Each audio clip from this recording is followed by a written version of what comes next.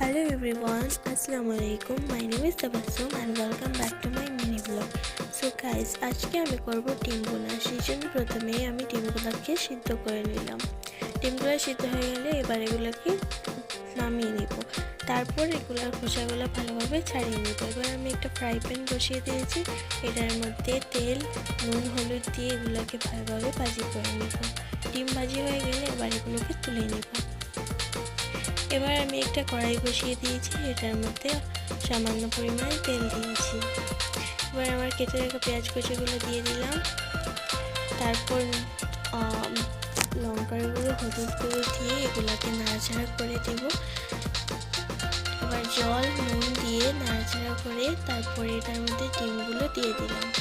আমার ডিম বোনা হয়ে গেলে এটার মধ্যে আমি পেঁয়াজের পাতা আর ধনিয়ার পাতা কুচি করে রাখা ছিল সেগুলো দিয়ে দেবো। আমার ভিডিও কেমন লাগলো অবশ্যই কমেন্টে জানাবেন। দেখা হচ্ছে নেক্সট ব্লগে, ততক্ষণের জন্য আল্লাহ হাফিজ।